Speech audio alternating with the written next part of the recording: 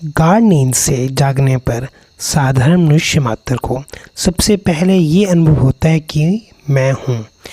ऐसा अनुभव होते ही जब नाम रूप देश काल जाति आदि के साथ स्वयं का संबंध जुड़ जाता है, तब मैं हूँ ये अहम भाव शुभ अशुभ कर्मों का कारण बन जाता है, जिससे जन्म मरण का चक्कर चल पड़ता है।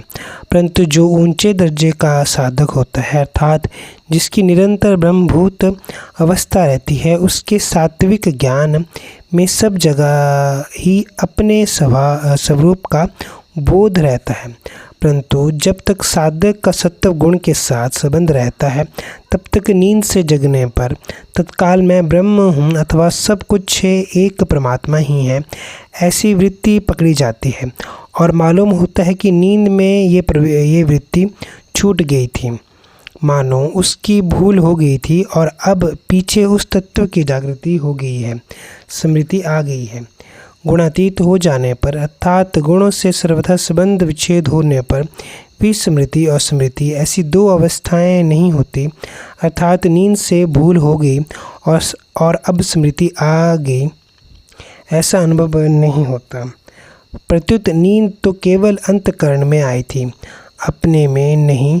अपना स्वरूप तो ज्यों का त्यों रहा, ऐसा अनुभव रहता है। तात्पर्य यह है कि निद्रा का आना और उससे जगना ये दोनों प्रकृति में ही है, ऐसा उसका स्पष्ट अनुभव रहता है। इस अवस्था को 14वें अध्याय के 22वें श्लोक में कहा है कि प्रकाश अर्थात नींद से जगना और मोह अर्थात नींद का आना, इन दोनों में गुणातीत पुरुष के किंच मात्र भी राग द्वेष नहीं होते। मैं जितना हूँ और जो हूँ, ये बात सगुण की है, क्योंकि यावान तावान निर्गुण में हो सकता ही नहीं, प्रत्युत सगुण में ही हो सकता है।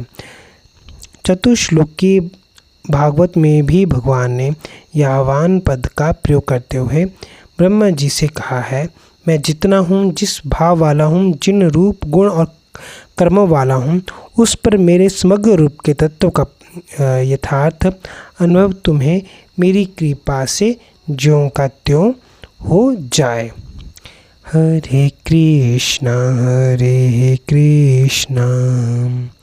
कृष्णा कृष्णा हरे हरे, हरे राम राम राम राम